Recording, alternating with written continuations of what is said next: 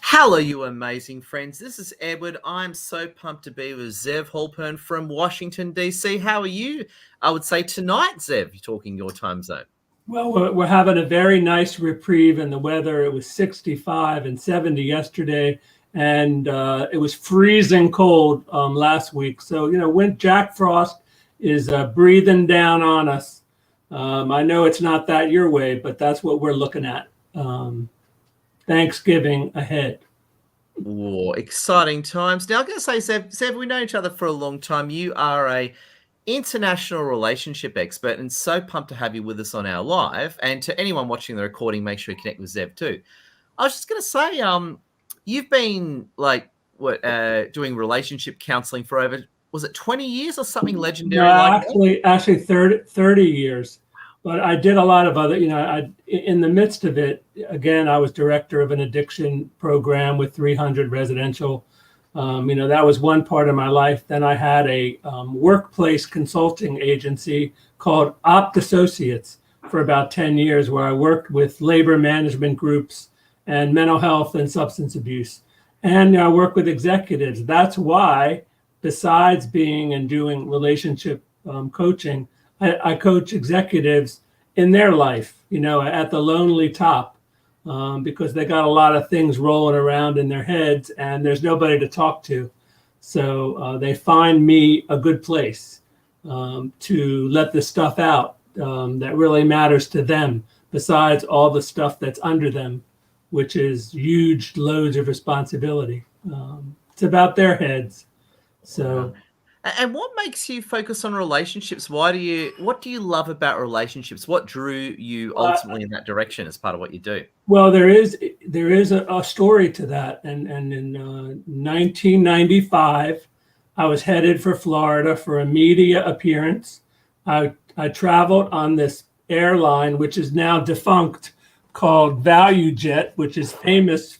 I remember. There were numerous events with ValueJet. One of them was in the Everglades, the people never to be seen again. My plane was another one of them, which was about to take off, and it blew up. First of all, it was delayed 2 hours, and then as it was taxiing down the runway, the plane literally blew up and caught on fire, and there were only 55 souls.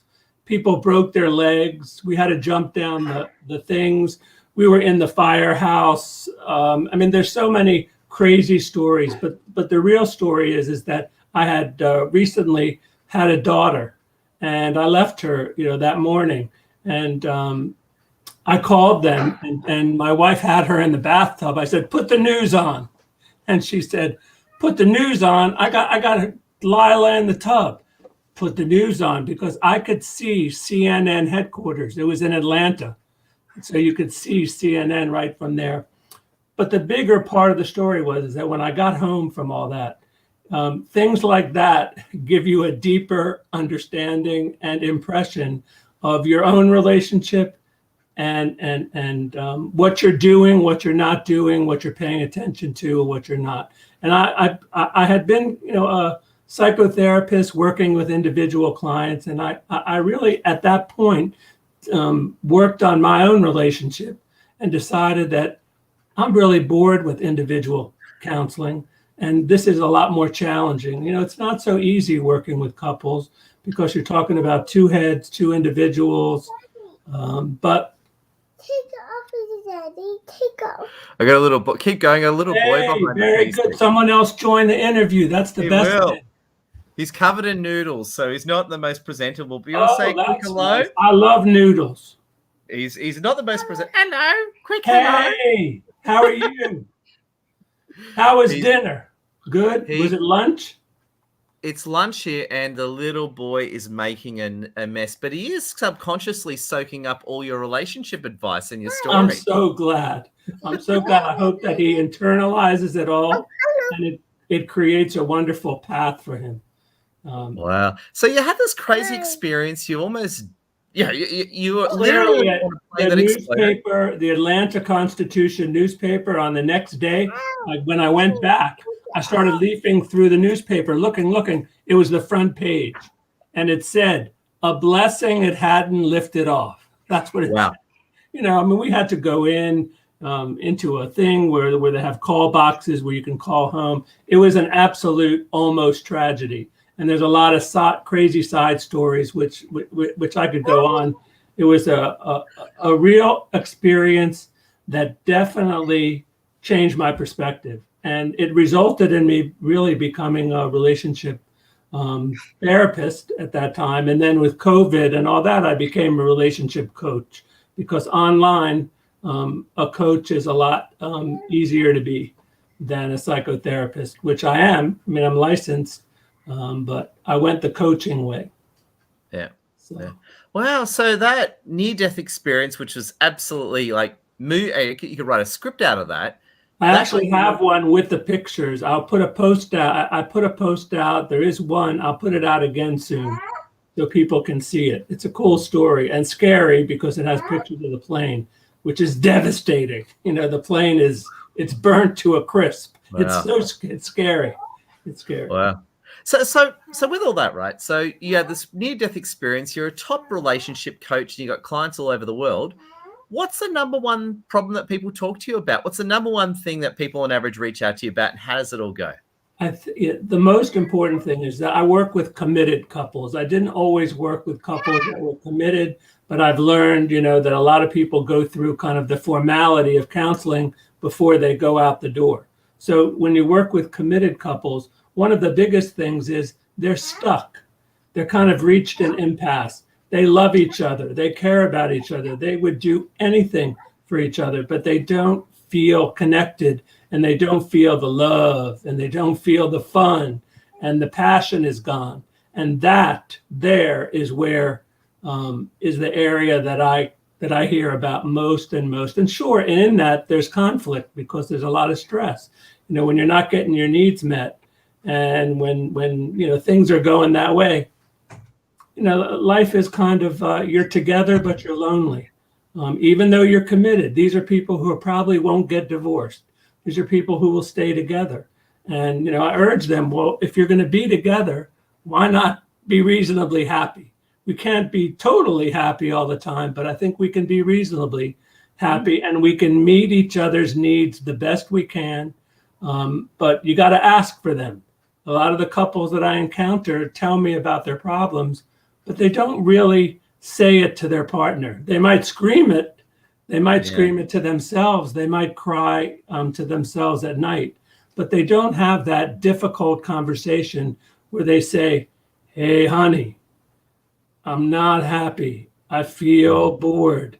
I want things to be better. It just, it usually, instead of that, it goes woo, and and conflict pushes people away, because when you yelling it's scary, and people don't realize that it's fright flight. Who wants to hear somebody screaming at you? So you go the other way. You don't hear it, and I'm sure we've all experienced it.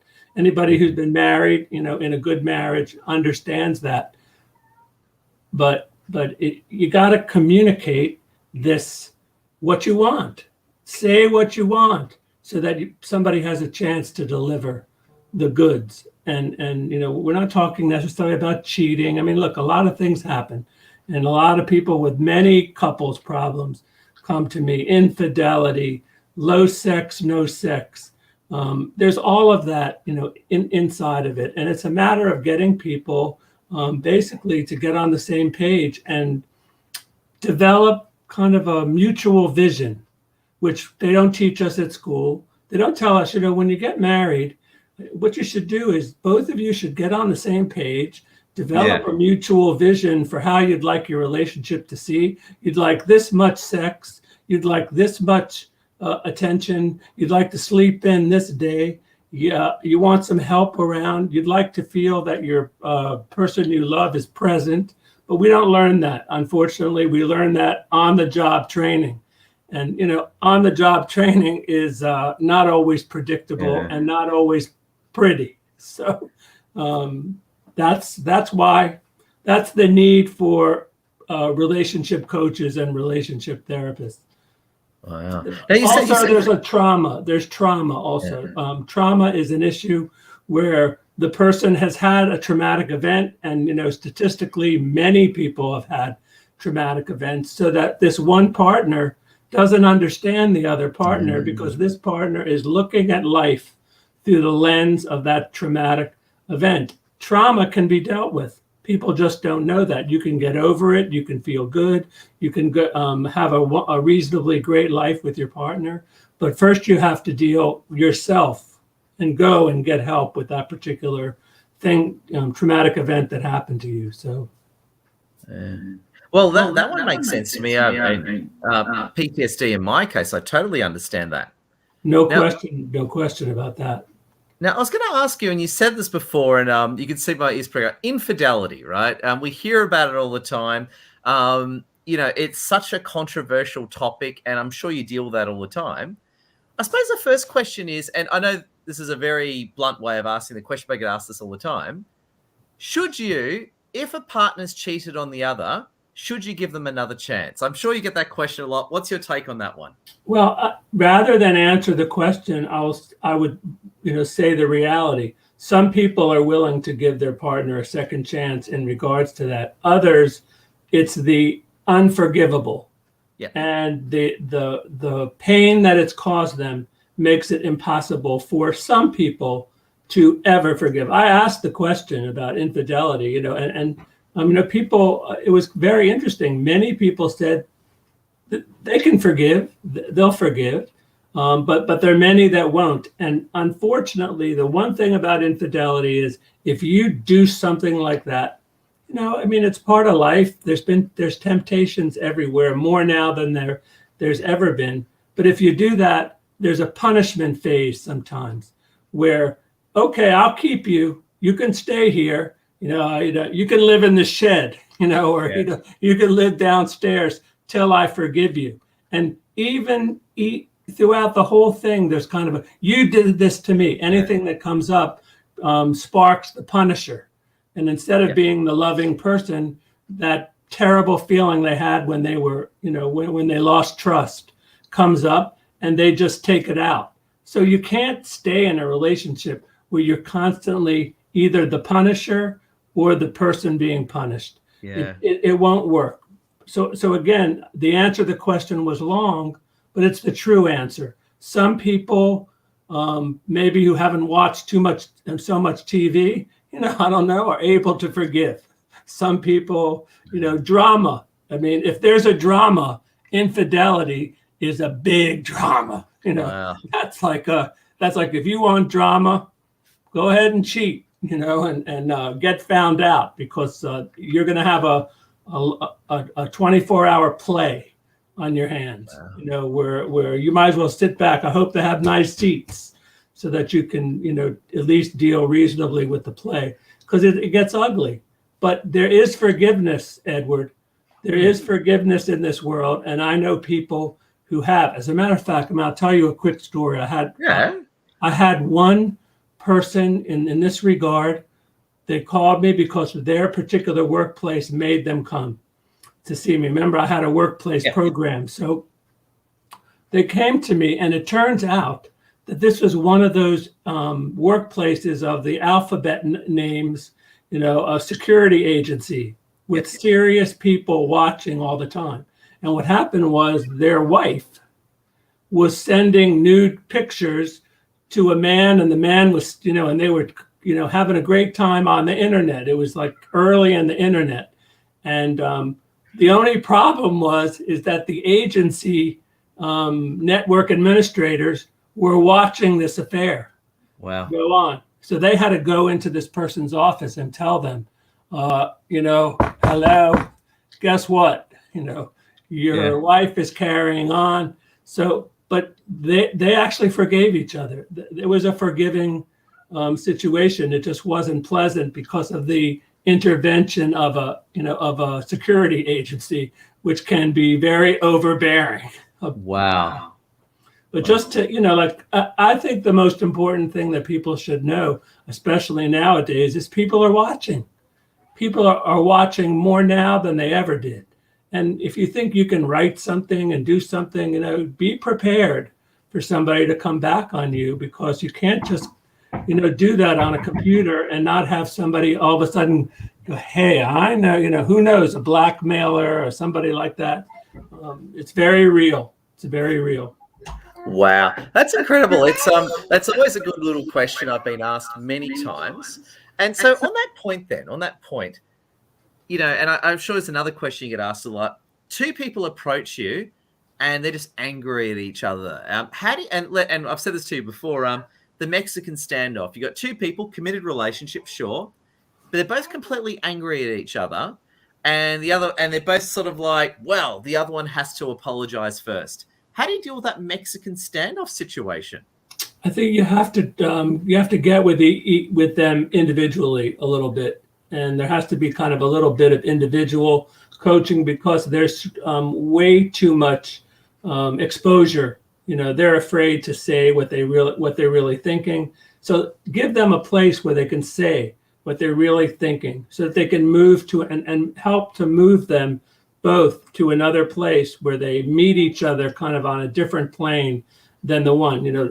Okay, well, I know you're pissed and you're not, willing to talk to each other and you're impulse. Well, let's put that over there and let's deal with it on this plane. That's the way, and encourage them to use rules for difficult conversations. Have them, don't have them usually in your house because people can retreat, to the places that they're comfortable. Go outside, take a walk, have that kind of thing. Don't, pay attention, make like you're interested, shake your head once in a while to show that you acknowledge what they're saying. A lot of people don't do that, and there's a lot of husbands and wives that say, he just doesn't listen to me. I could be talking for an hour and he wouldn't have heard one damn thing I said. I said, well, I understand that. I get that. You can change that, but you have to change your habits to be able to do that. You got to go take some walks together. You got to go take some excursions. You got to go and build this relationship and get happy from the inside, as opposed to this. We live in the age of lockdown, and lockdowns. We haven't even heard the stories, that are going to come out. Some of them we've heard already, and some of them are god awful, terrible. Imagine going in feeling the way you were just talking about. Yeah. All of a sudden, you feel that way about your. Listen, I knew a woman who was ready to divorce her husband. And I mean, she in 2 days. The next day, he got a cancer diagnosis. Oh, God. Got a cancer diagnosis. She's like a really good person. She had to play the good wife because the whole community, she got stuck in kind of a mousetrap because the whole community, you have cancer, this is terrible. And she's thinking like, you've been miserable to me every day of my life. Yeah. And now I have to be it worked out, but it took its toll. In the same way that lockdown, in the same way that you're with them in the arena and there ain't no place to go. So you either, put your face in that TV for 2 years, or you figure out hey, let's play some board games. Let's challenge each other. Maybe let's have a little more creative sex, than we've been having, instead of just what we've been doing. Let's be creative. Let's think about other ways, because in the bookstore, there's only about 1,000 books, about how to do it in a different way. Why not? Wow. But, you need somebody, couples, the truth is, need somebody to give them a little nudge. Couples are, they're very powerful together. They're a force. And when they get stuck in their own habits and in their own terrible lifestyle, if you're the person who they've come to change it, you're seen as a threat. You're going to mess with our crappy status quo. We've learned to live very comfortably in this crappy way. So they're comfortable in crap instead of being comfortable in happiness. So it's humans, this is humans. Humans are, creatures of habit. And if you're an interrupter, as you know, the interrupters of the world, whether you're president or whether you're, husband, they're going to mess with you. If you're an interrupter, they're going to mess with you. Wow. Because I guess one thing is, and one thing I've learned my whole life, especially, be it relationships or beyond, you need to know what you want ultimately. You got to know what you want and you got to go for it. And I find that's very important because, do you find people don't know what they want and they're aimless, or they know what they want and they just can't get it? What's your experience? I think they didn't know what they wanted in their relationship. I think that, we're taught to marry. We walk into marriage very unprepared. Yeah. I'm not talking about everybody, so I don't want everybody to think that I think that they're unprepared, but many are absolutely unprepared, for the 3-month, 1 year, 3-year itch. When all of a sudden the honeymoon's over and, now what? We're stuck in, what happened to the Garden of Eden? I think we were cast out of the Garden of Eden. You got to find your own Garden of Eden. You got to carve your own playground out of your life. And if you make your life a playground with your spouse or your partner, then it's a playground. I love to go to the playground, and you couldn't get me off the merry-go-round. But when you're talking about a marriage, it has to be something you look forward to, instead of something that you go to the bar before you go home. You know what I mean? You open the door and the screaming starts as soon as you open the door. Yeah. Who wants that? Who wants that? I mean, someone has to tell them, look at the life you're living. There's a better way. There's another way you can live. People get very into the habit of being unhappy and could go on till the day they die. Wow. You hear about that a lot. I suppose it's what we tolerate, don't you? And you do get people out there that tolerate bad stuff. They tolerate they tolerate abuse.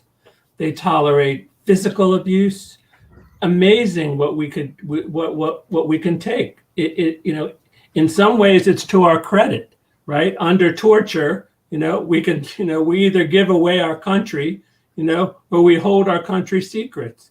But it's a serious matter. We absolutely are creatures of habit, and we get used to the most terrible conditions. But that's a strength of ours. But somebody has to get in there and intervene and say, hey, whoa, here's what you guys look like. Is this what you want to look like? Is this what you want to be for the rest? Make a decision. And that's the process of working. I have a program, keys to relationship success, and we go through certain special things, trust, collaboration. There's a lot of issues where we need to look at, and it's all in this new ebook that I'm putting out called Keys to Relationship Success, and in a few weeks. But wow! So you got a new ebook coming out. How can people get their hands on your ebook? So I'm gonna really be promoting it, on Facebook and on LinkedIn a lot, ferociously pretty soon. But right now, it just came back from the editor, and onward to to production it goes, and it'll be good. So they'll be able to get it at zevhalpern.com. It'll be sitting there. It'll be sitting right there at the top of zevhalpern.com. Get the free ebook, and that's all you'll have to do. Just throw your email and it's yours. And also starting a new Zoom, which is a relationship Q&A. Basically, I'm offering it as a free opportunity every Wednesday, basically for people to get it out, because we've just come through a situation that a lot of people have not talked about, and there are many people that need to, and a good destination would be this relationship Q&A, where you can ask what you can ask your friends, what you can ask your spouse, but you can ask Zev Halpern, because I'm happy to answer that question for you, or make every effort to find the answer that you're looking for. Oh, legendary. Please. Or maybe the one you don't want to hear. That's possible too, but that's reality. That's reality. Wow. So firstly, please excuse the noise in the background. My little boy's running around ripping up the room. I love it. I love kids. I always have. I have a grandchild. I'm just so happy. And one on the way. I have a grandson and a granddaughter on the way in the oven. So I've loved kids all my life. So the noise of kids never bothered me. It's the noise of adults that bother me. Kids noise, I'm good. Always have been. Totally. Now, I was going to say, you threw out a lot of good things. You've got the Zoom, you've got the ebook. If anyone's listening from across the world, they want to work with you, what's the process they go through? How do they reach out to you and how they get started? How does someone start working with you and getting your legendary relationship help? So a lot of times I do put my calendar on my LinkedIn posts. They can absolutely get that calendar link at zevhalpern.com and get on my calendar. I offer a free relationship clarity call. Let's get down and talk about it all. Is it crappy? Let's talk about it. Do you want this? Let's talk about it. And then we map out a path for them, because a lot of times it's a spouse who's looking. Usually the couple doesn't come together like they're going to a restaurant. Couples don't usually access couples counseling or couples coaching in that kind of fashion. Usually it's somebody is hurting. Yeah. The other person might be indifferent, not listening, used to just, couch potato, whatever it is. It could be 100 things, but usually there's one person in pain and one person, who could care less, or they care a lot, but they're not hearing it. They don't see the pain. They're not hearing their spouse talking, because the world is a noisy place, as you know. The world's noisy. It's hard to hear. This reminds me of interesting. So this is going back quite a few years. So not obviously protecting Maldives, but two of my old clients from a long time back, husband and wife, they're all married and all that, but they actually got together in very interesting conditions. They both originally met through having an affair with each other. So they were both previously married, got together in the scenario of an affair, and then start their relationship and all that, and which is a crazy situation. I guess the world's a crazy place. It happens a lot. It happens. Yeah. Okay. Some last, some don't. Okay. So it can actually work out where people meet in an affair scenario, then they go permanent, right? 100%. I mean, look, if somebody has an affair, right, it's not just temptation, that has you having an affair. It's circumstances where you're living. If the circumstances are the Garden of Eden, why would you want to go somewhere else, to a distant fire, when you have the Garden of Eden at home? But if you have, screaming and yelling and unhappiness and clutter and craziness, hey, it's easy. You go to work, you have a little affair. You don't have to talk about all the, house stuff and, what's called the business of relationships, as opposed to the fun and touchy and big event, bedrock and big event, that everybody wants, but sometimes they just don't have it. The bit that's got me interested, and both of them actually, what would happen is that one of them, who was previously married, what they actually did was they spoke to their original spouse at the time and said, look, I'm not happy in the relationship. Can we go see a relationship coach or counselor to boost the happiness of the relationship? And then what happened was the other person said no, right? And then I think that was part of the chain of events where this person then had an affair and then moved on and all that. Yeah, a lot of times people ask 2 years go by. A lot of times, someone goes, we really need to go to coaching and counseling. I think it would really help we don't need that. We don't need that. 2 years later, they're dragged, an ultimatum. And because things don't change, just because somebody just goes, that's just the push off. And if you allow yourself I would say if you're somebody, a spouse out there who's unhappy, who doesn't feel, like things are going the way you want, then speak up, step up, get what get what you signed on for. And that's, if you don't do that, and if you're not going to get it, and so therefore part of you is culpable as well. I always tell couples, I've never met a couple where there wasn't dual culpability, in the problem.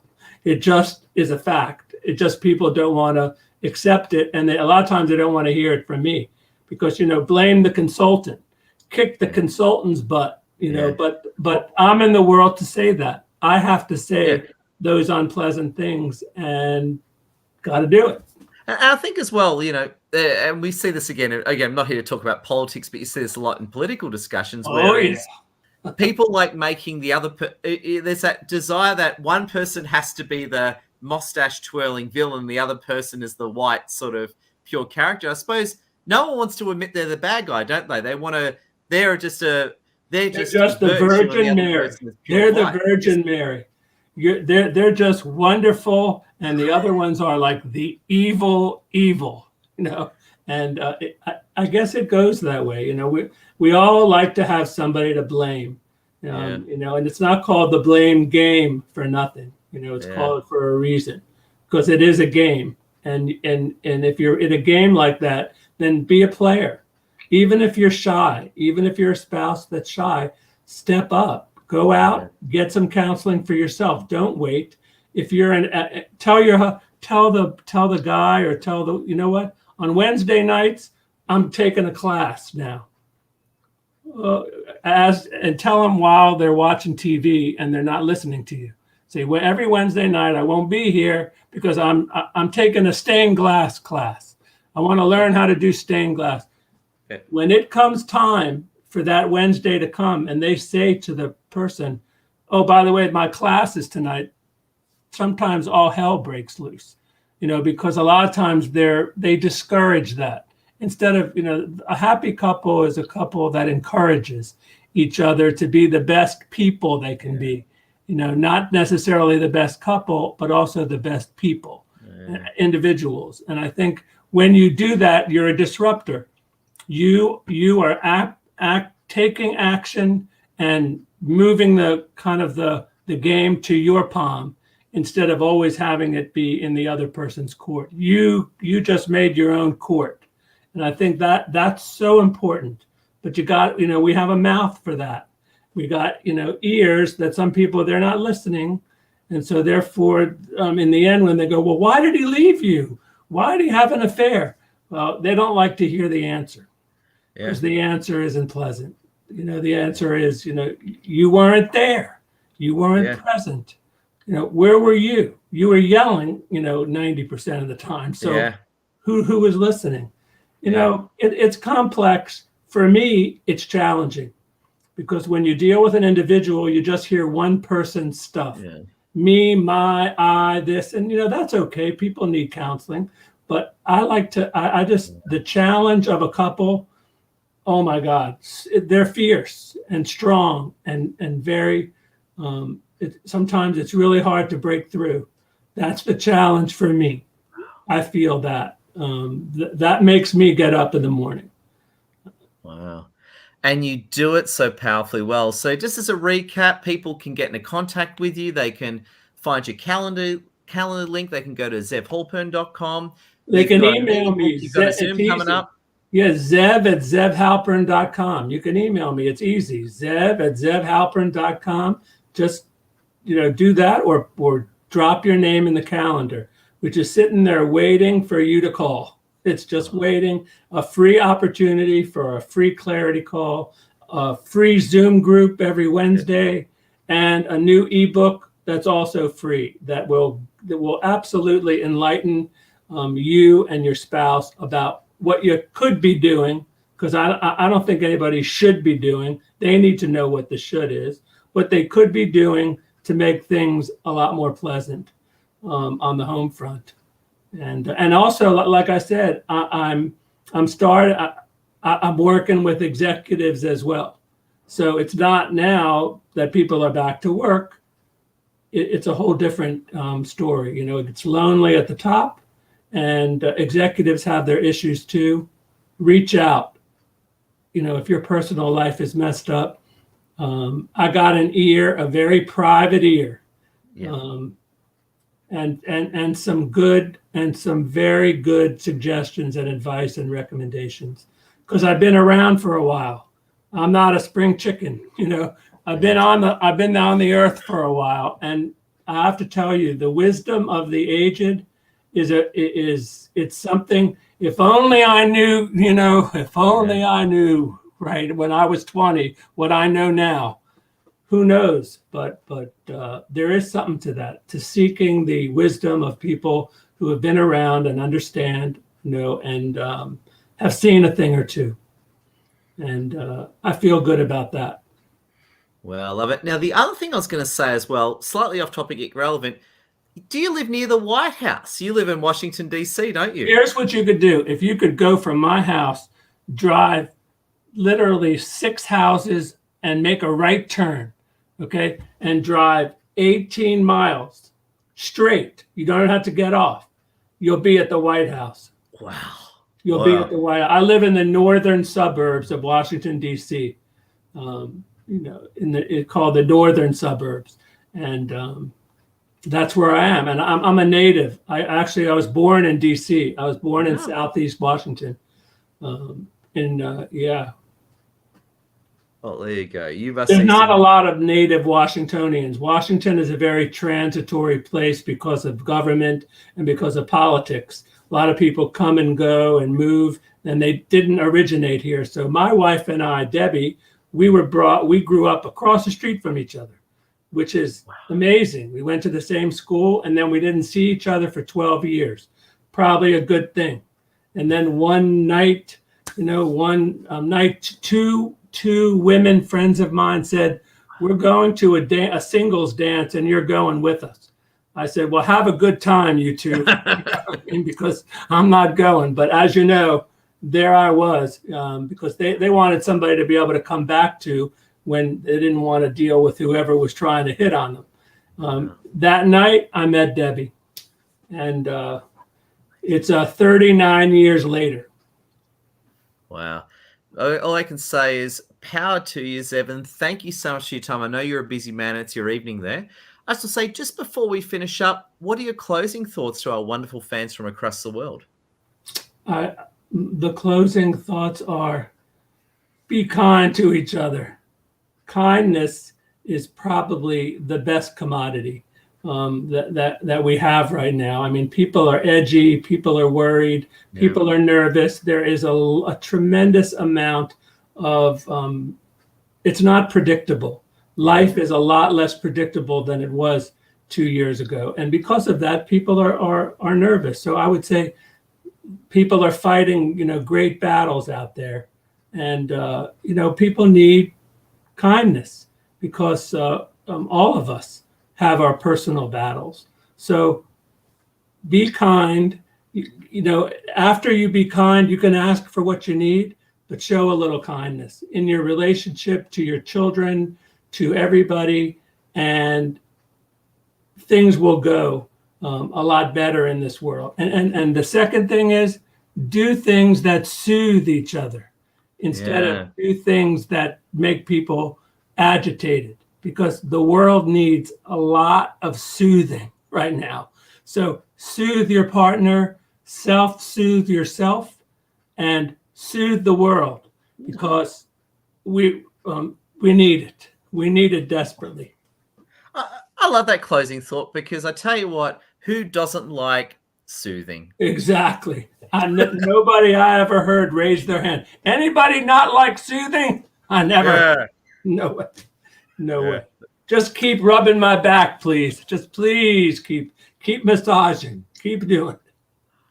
Zev, thank you so much. And to our fans across the world, if you're watching the recording, reach out to Zev, and thank you for being live. Zev, thank you again, my friend. We appreciate you. Thank you so much, and see you soon.